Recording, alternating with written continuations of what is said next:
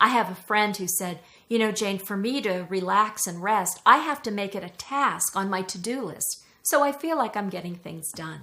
Others of us take a more relaxed approach.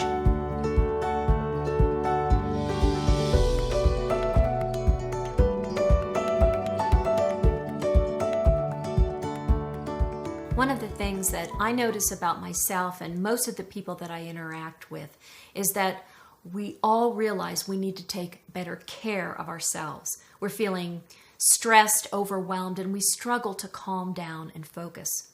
We're searching for some self-care tips and action plans that will really work and make a difference.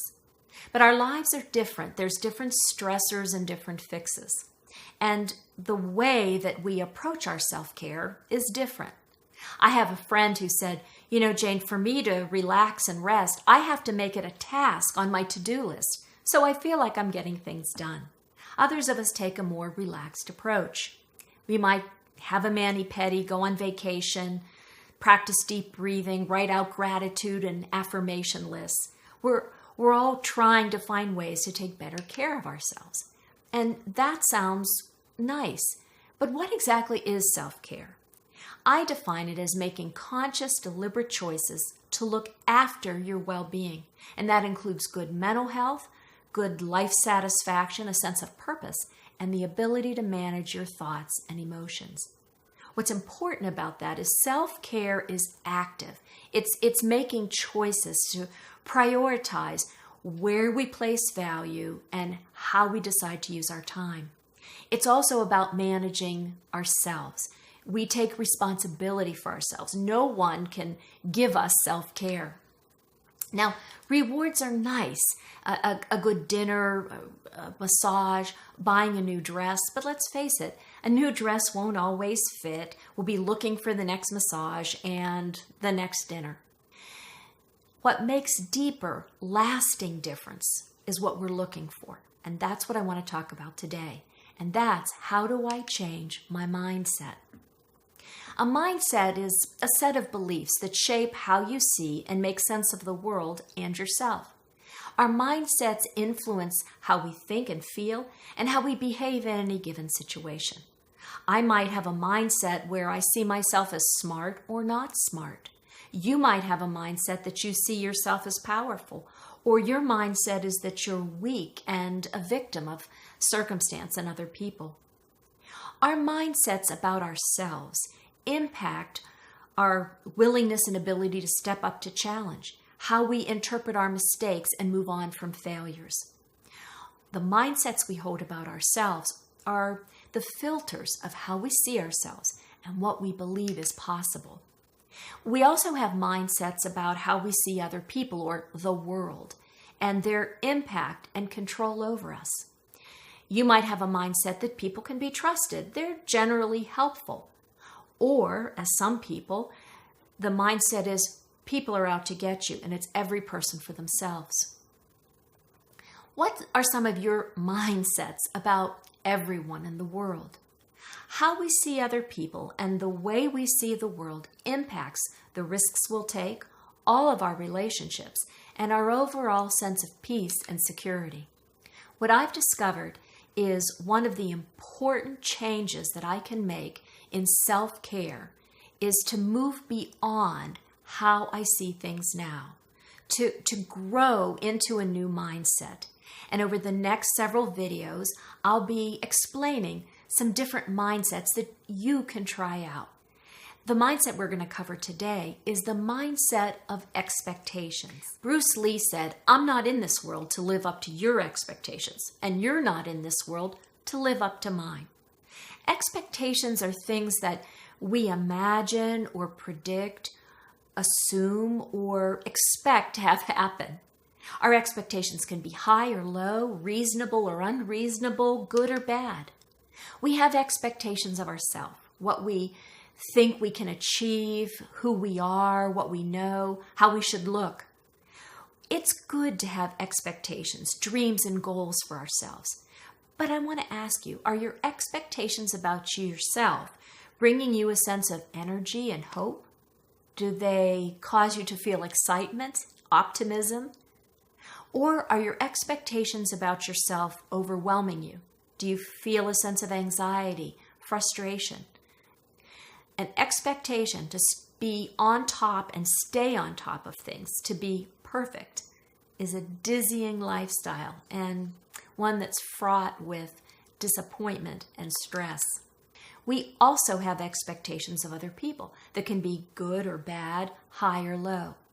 But what we have to guard against is the pressure that we can put on others to cooperate with our expectations. And we'll look for ways to force situations to work out the way we want, to force them to act the way we expect them to act. And what happens is we end up manipulating people. Oh yeah, that can happen. And that greatly jeopardizes your relationships. It causes you and everyone else to feel weighed down. Now you may be saying, not me, Jane. I'm mature, I'm reasonable, I have realistic expectations. Okay, I believe you. But why don't you play along with me in this next exercise where you can test out what is your mindset of expectations, and maybe looking at them a little closer can help you take better care of yourself. So, thinking about yourself, I want you to choose 3 adjectives, 3 characteristics that you have expectations for yourself. Here's an example. I expect myself to be, fill in the blank with 3 adjectives. For me, I expect myself to be hardworking, responsible, and a faithful follower of Jesus. I gave that some thought before we recorded this video, and I described in my own mind what it means for me to be hardworking and responsible and faithful to Jesus. Now you try it. What are 3 expectations you have of yourself? Make a note of them. After you do that, ask yourself this: how much of the time do you meet your own expectations for yourself? Somewhere between 0 and 100%. For me, how much of the time am I hardworking, responsible, and a faithful follower of Jesus? Now here's the third part. For any of those characteristics where you see yourself as fulfilling less than 100% of those expectations, what do you conclude or believe about yourself? When I did this and I looked at hardworking, I gave myself a score of 90%. I think 90% of the time I'm hardworking. Well, what about the other 10%? What do I believe about myself? And I had to admit that that's when I start to beat myself up for being lazy, disorganized, not focused.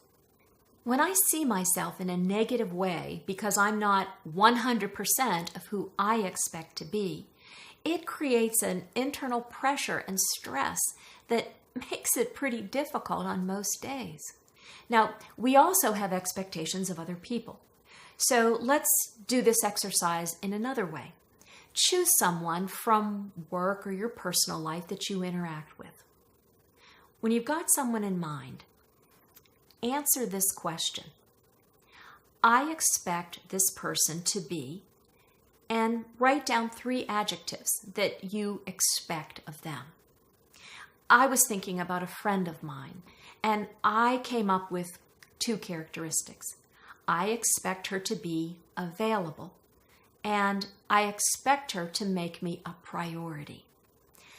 Now, if you can't come up with your expectations for other people, think about a time when you were aggravated with them or frustrated or irritated. When you think about that time, what was the expectation you had that wasn't met? What was it that caused you to feel irritated? That's a great clue of an expectation that you're holding for another person.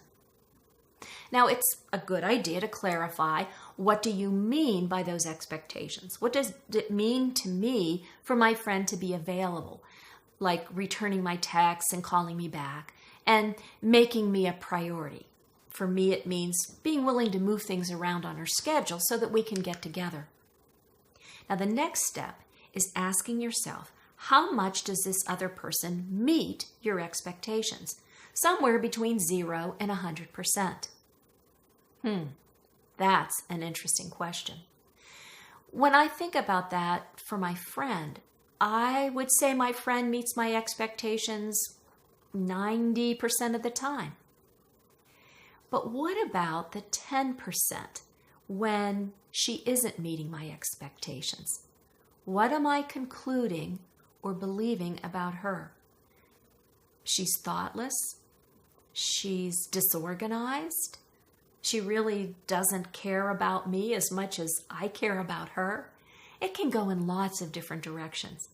But what are you noticing about the gap in the expectations you hold for other people? And what do you notice about how that makes you feel? Can make me feel frustrated and angry, or feel bad about myself or inadequate, that there's something wrong with me that she won't make me a priority. Now let me bring this all together. What's the connection between self-care and changing your mindset about expectations? I noticed that the expectations I hold for myself is one of good and bad. When I'm meeting my expectations, I'm good. When I don't, I'm bad. That I tend to get down on myself and don't look at myself as in a process of growth.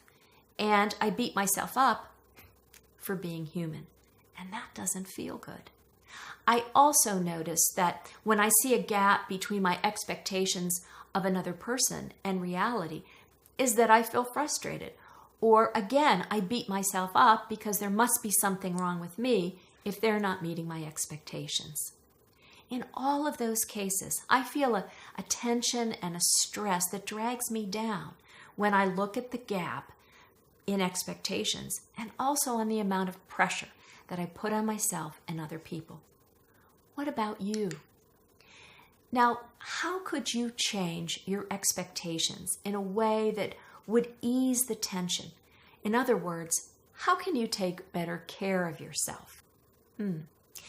So, taking self-care for me would be when I'm feeling disappointed or frustrated in myself or with other people, I could pause and think about, how am I seeing myself? How am I seeing other people? Am I seeing people as human and imperfect? People who will fail and disappoint? That I'm not perfect. I'm only human, and I'm going to fail and disappoint others. Can I change my mindset from, there's something wrong with me, to I'm in a process of growth? Could I extend that same grace to the people in my life? Focusing on my mindset of expectations isn't as easy as going to have a mani-pedi, but it's made one of the biggest differences in my life in the past few years. I realize that I have more control over my emotions and my peace than I thought. It also made me realize that I have much less control and rights over other people than I want. As your mentor, I want to continue to help you explore how changing your mindset can provide lasting relief for the stress and frustration you're experiencing. So click on the links at the end of the video and we'll take you to the next level. Thank you for watching. I'm your mentor, Jane Abate.